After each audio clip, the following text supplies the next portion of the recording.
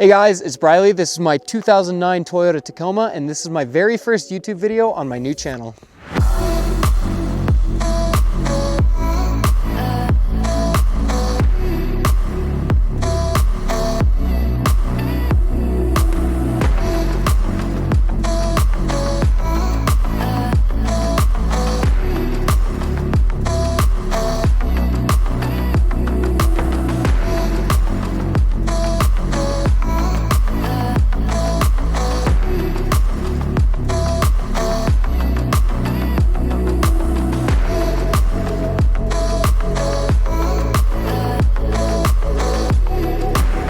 Okay, so where do I start? Honestly, I have no idea. I have wanted to start a YouTube channel ever since I owned a camera. Never really had anything to film. I never really had any ideas on what I wanted to film and kind of how the feel of the channel would be. But I'm kind of at the point in my life where I'm like, I know what I want to do. I know what I want to film. And recently I just had a job where I filmed, edited, and posted YouTube content for an off-road company here in Utah. So that's kind of given me, I guess, the confidence to be able to pick up a camera and do YouTube on my own. So some of you guys may know me as Brylee Lynch Media on Instagram. Just about all of my content is car-related content, overlanding, dirt bikes, trucks, whatever. I've got a couple of different things on that account. But starting this year, I want to incorporate a lot more of a lifestyle feel to things. I've got some trips coming up. In fact, next weekend going down to Moab with some friends, going down to Moab again at the end of March, and then I've got a whole slew of other trips planned this year. So going on a lot of trips this year was kind of a big goal of mine. Ever since what happened with my truck last year. In May of last year, I was down in Moab, Utah, and I blew it up. Against my better judgment, I drove through a river with no snorkel on the truck, and that is highly unadvised. Just buy the snorkel. The snorkel is $700. Like, at the end of the day, that seems expensive, but not as expensive as a new engine. So yeah, I drove through the river, and I put a hole in the block because water doesn't compress like gas does. Straight water. For me, I just like to push the limits of my truck. I try and do what it's capable of doing, and I try and, you know, have fun with it, but also be able to drive it home. And unfortunately last year, the whole driving it home part of things just didn't happen. It ended up coming back up to Salt Lake on a flatbed trailer. Luckily my friends, they had a flatbed towing their runner down. So we were able to get it back up to Salt Lake and start the process. I was going to just rebuild the engine, and as we were kind of inspecting before taking it out, we found a hole in the block. So rebuilding it was out of the question, so it kind of turned into shopping around for a new engine altogether. So I ordered an engine from Montana, and through YouTube, Facebook groups, Google, everything like that, forums, I was able to swap the engine in my truck, just of like going to work, getting off work, going to my brother's house, because that's where it was, and just figuring out kind of how to do it. And so I finally got it finished, and it ran great, honestly, for about 1,000 miles. But then I returned home from a Uinta trip, and my coworker was like, hey, not to worry you, but there is a big puddle of oil under your truck. And obviously, given the circumstances, that was pretty worrying. So I went and checked it out, and I had a pool of oil on my skid plate, and it was coming from the front of the engine. And so naturally, that's like more than likely a front main seal problem. So I got home, I got the front crankshaft pulley off, and I kind of just gave it an inspection. And the way it works is the crankshaft pulley has a kind of a notch in it that goes over the crankshaft that has a key. So the key goes into the notch, and the key was chipped. Through a slew of questions and figuring out kind of the events that led up to it, they ultimately decided that I did everything correctly, as far as I installed it correctly, I seated the front main seal correctly. So they decided they would send out another engine and make good on their warranty. And obviously, it is a much easier process doing it a second time. So I did it a second time, got it done a lot quicker than I did the first time. Now here it is today. It's been in here since August and it is January. I'm just excited to have it back, but because of all of that happened, I kind of just wasn't able to do a whole lot last year as far as trips go. So I am super, super excited to be able to go on a whole lot of trips this year and show you guys what I have planned. Okay, so starting off at the front end, first and foremost, we have the C4 hybrid front bumper. It's a high clearance. And to say that I've put it to use is an understatement. I've got rock chips, I've got dents, I've got scratches. It's not even sitting straight on the truck anymore because I've used it so much. And that's what I bought it for. That's why I'm building this truck, to use it, have fun with it. So can't be too mad at that. Inside of the bumper, we've got the Morimoto 4-bangers. It's the amber ones. I love Morimoto. Everything that they put out as far as products for this truck goes is just fantastic. They make nothing but quality products. For headlights, I'm running the Alpha Rex Pro Series. That is slated to change here soon though. I can't exactly tell you guys what I have in the works, but I am working with a company on getting some cool headlights in. And lastly, I've got this grill from Tacoma Lifestyle. It just recently dropped on their site. It's for the 2005 to 2011. They came out with a 3rd gen one, and a lot of the 2nd gen guys were like, yo, you know, where's this for the 2nd gen Tacomas? Well, you ask, they delivered. It looks fantastic. It's the first kind of its kind. Most of the other aftermarket grills kind of all looked the same when it came to this truck, but this is a very unique looking grill. It's got the light bar, of course, with the Tacoma Lifestyle logo. It's got the Raptor lights. I haven't wired the light bar up yet, but I've seen their products as far as lighting goes, and it is super, super bright. So I'm excited to get that wired up. But yeah, that's everything for the front of the truck. If you want to count the skid plate, I do have some skid plates down there. I've got a full Cali raised skid plate set. So that's the front end. We're going to move to the side with the wheels, tires, and rock sliders. So along the side, you can kind of see the wheel and tire setup we are running. We're running an SSW off-road Griffin in the bronze color. Absolutely love this wheel. SSW, they're a great company as well. I'm big on my detail shots. I love detail shots when shooting with photography, and these are just really photogenic. They look awesome. And wrapped around those are some Yokohama Geolanders. They're the 285 70/17, so about 33-inch tires. Those of you that have Tacomas know it's kind of harder to fit anything higher than a 33 without having like a good suspension kit, cutting some stuff. And as of right now, I'm kind of on a cheapo suspension kit, which brings me to my next point is I am on a Old Man Emu 2.5-inch lift. It is tired though. I bought it with that lift on. And then along the side, we do have these Cali raised rock sliders. And the very first day that I had them installed, I was beating them up on a trail. I had scrapes on them, dents, you name it. Like, I am one to buy armor to actually use it. Definitely, like you guys have seen, I put this truck through the ringer. I use it. And so this was just one of those many things that I was wanting for a while, especially rock crawling in Moab, Utah. Your doors are kind of at stake when you're rock crawling sometimes. I've seen a lot of people regret not putting rock sliders on because they have a massive dent in their door. So this was just one of the things that kind of made me feel safer as far as when I go rock crawling. And then I've got this self-made mod right here. I've got this loose fender flare because I hit a bump going way too fast and broke the clips. So that's it for the side of the truck. Let's move on to the back of the truck. So on the back of the truck to start off, we are running the eBay Special rear bumper. It's not the nicest. It's not CBI, it's not C4, it's none of these companies that make fantastic bumpers, but it does the job, and honestly, it does it pretty well for the price. I've hit it countless times on rocks in Moab and nearby trails. I've got scrapes, dents, it's rusted, it's rugged, it is doing its job. So obviously I like it. I don't trust these toe points though.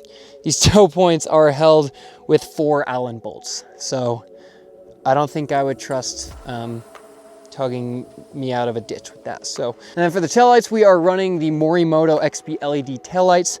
I absolutely love these things. Again, love Morimoto, but I personally believe that this is the best looking taillight on the market for these Tacomas.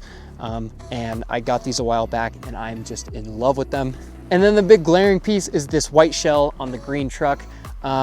Eventually I do want to paint it. I kind of want to try my hand at doing it myself, but obviously with this weather and the conditions, it's not the easiest to do that.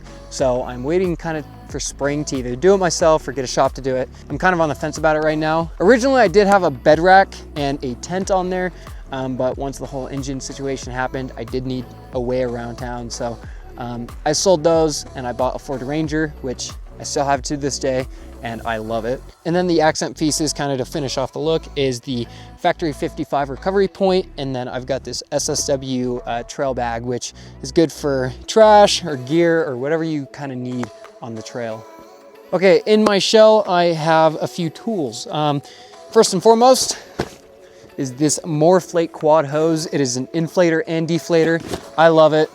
I can inflate and deflate all 4 tires at once. Fantastic product by Moreflate. And the compressor that I use to fill up my tires is the SSW off-road compressor. It is a dual compressor. Normally I'm running around 13, 14 PSI when I'm rock crawling. And so to have a dual compressor to get me back up to those 35 PSI ranges to get back on the road is perfect. And this thing does it in minutes. And then along the side of the bed, I am running these Milwaukee packouts. And it's actually a kit from company called Integral Truck. They're fantastic. He reached out to me asking if I would find any use in them, and I'm like, absolutely, I'll find use in it. I break my truck all the time. Seems like every time I go out. So having tools with me all the time is a blessing, but it is super cool because it runs along the side of your bed in those bed railings, which is, in my opinion, otherwise useless space if you're not using it. So super awesome kit by those guys. But that kind of completes everything that I've got in here, and overall completes just everything I've got on the truck. So let's get everything packed up. As you guys can see, it is super muddy up here. So we're gonna hit a car wash, we're gonna get sprayed down, and then I'm gonna go over kind of the plans for next weekend's trip in southern Utah.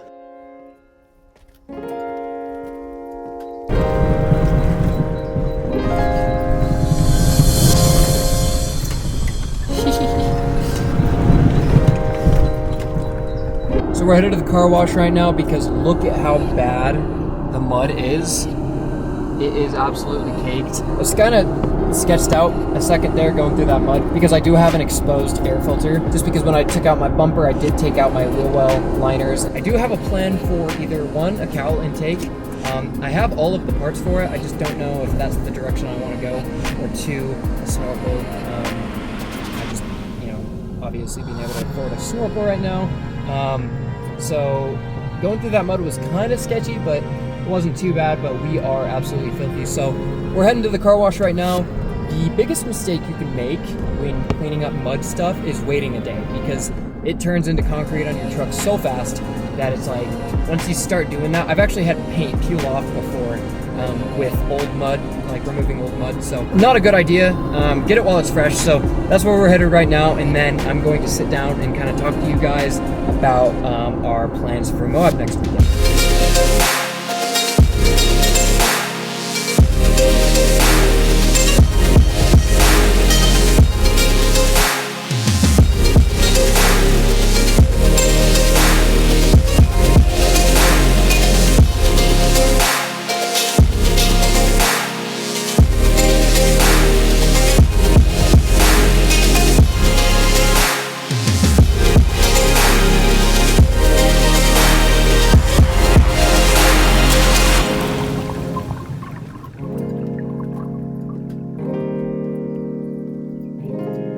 Okay, so now that we rinsed this off a little bit, like I said, it's not pretty, but it is what it is. Let's go inside and I'm gonna show you guys kind of our plan for Moab next weekend. Okay, so right off the bat, the main thing we're going down there for is white rim. We really wanted to do white rim, but the biggest obstacles that you come into when you're doing white rim is one, you need a permit to camp there. And we thought about it, but the biggest thing is it is going to be winter and there is no fires allowed on that trail. So Ultimately, we decided that Saturday would be, obviously Saturday is our main day. We are leaving Friday around noon. Ultimately, we decided White Rim would be kind of like the main thing. We are going to spend a good majority of the day. We're gonna try and get up somewhat early on Saturday so that we can make our way over to White Rim and then get content, see the views. Like obviously White Rim, if you can see right here, it's technical 5 out of 10 rating. Total time is 10 hours and 89 miles. So obviously with us stopping, getting photos, enjoying the views, it's going to be a lot more than 10 hours. So we are more than likely going to be like sun up to sun down there, which is okay with me. Like obviously there's going to be a really cool spot for sunset stuff. So the biggest reason we're honestly going down, we want, like I mean for me personally, need kind of a little vacation, but another big thing is just content. And with White Rim being so just scenic, it's a perfect place. I've never personally been on White Rim. One of these days I do want to go all throughout White Rim from start to finish, but as of right now, this is gonna do. I think we're kind of on the fence right now. So the plan for Friday, we're gonna get there. We're gonna have a little bit of daylight. We might do a trail. We might not. Who knows? We're gonna have to see what kind of the time gives us when Friday comes. But I think the plan as of right now is to camp along Potash Road, which is right here. Just because that is right outside of White Rim. And that way Saturday morning when we get up, we can kind of make our way from Potash all the way into White Rim with little to no commute whatsoever. That way we can kind of maximize how much daylight and how much time we get to spend on that trail. And then Saturday night, I mean, I think, again, like this is nothing set in stone, but this is kind of the plan so far. Saturday night, we did talk about camping in like the Gemini Bridges area, because Saturday night after, it's like, I don't know, it depends really how we're feeling. We might even camp along Potash Road again. I have no idea at this point, but we are going to kind of talk more about it, plan more. And then I know that Sunday we were talking about wanting to do a more technical trail, because obviously, like I said, technical rating of 5 out of 10. So we talked about some of these trails over here, kind of on the eastern side of Moab. Obviously, there's Fins and Things. That's a nice chill trail to still be able to kind of put the truck to work. But we talked about Hell's Revenge. And doing the shoot at Hell's Revenge. And I want so badly to be able to do the shoot, but I'm kind of worried more or less about, so I've got, my tie rods are kind of questionable right now. My CVs are kind of questionable right now. And obviously the shoot, if you've seen it on Hell's Revenge, kind of puts a lot of strain on your suspension. But I know also that I've been wanting to do it for a while, so I probably will end up doing it if we end up doing Hell's Revenge. But I don't know. We'll kind of look more into it. There's a few options as far as what we want to do. We've got a few. So far we've got Josh coming and Jose coming, and both of their trucks are just as capable and actually even more capable than my truck is. I would say, especially Jose's. Jose's on 35s right now. So really anything that we want to do, we're going to be able to do kind of as a group, just because we're all kind of in the same boat as far as like clearance goes, like I said, except for Jose. But I know that Josh, he's got very similar clearance to me, and even then I've got the high clearance front bumper. So we're really looking into something that's going to be kind of challenging for the trucks, but like I said previously in the video, want to drive it home. I mean, these are our daily drivers, so at the end of the day, you want to make it home safe. But we do have some plans. I think it's gonna be really cool. I still have yet to figure out what I wanna get for food. I need to do an oil change on the truck. I need to check a few other things on the truck, make sure it is good for the adventure down to Moab. This is the first time the truck has been back to Moab since being blown up. So I'm actually pretty excited about it. I've been back to Moab on a few separate occasions since then. But I don't know, something about not having my truck down there every time was kind of just, I was like, yeah, this is cool, but I want to be down here driving my truck around. So I'm super excited about it this coming time. And obviously I'm gonna be doing a video about it. I kind of just wanted this first video to be kind of like a who am I? This is my truck, and just kind of an introduction on what I want to do with this channel.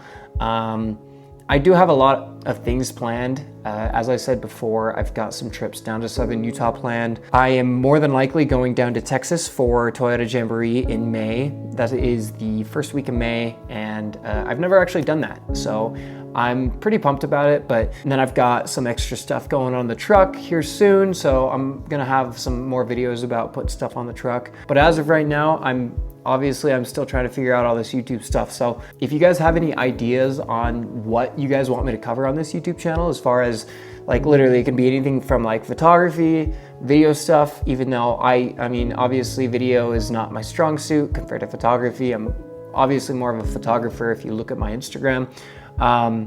But yeah, if you want me to cover photo stuff, video stuff, anything with my truck, if you have any location ideas in mind, let me know. And obviously, if any of you guys want to go adventure, just let me know. You know, just shoot me a message on Instagram. I'm more than happy to go out. Like I said, I'm really looking forward to getting out a lot more this year because I wasn't able to last year. So just shoot me a message and let me know. And I'm down to go as long as I'm free, and as long as the checkbook allows it. So I'm really pumped because, you know, this year is going to be a year full of a lot of new stuff, a lot of adventures, and I kind of just wanted to make this video to kind of be an introductory to all of that. So if you guys are looking forward to any of these adventures and all of these videos that I've got coming up this year, definitely hit the subscribe button. That would mean the absolute world to me. It's honestly, it's intimidating. Like I said, I've always wanted to start a YouTube. I just didn't know where to start. Really the only thing I'm gonna need as of right now to really get things going is mics. I'm actually borrowing my friend Jose's mics, so shout out to him for letting me borrow those for this video specifically, but I think I'm gonna try and maybe get some before Moab. I don't know, we'll see. But yeah, next time I see you guys, we will be getting prepped for Moab.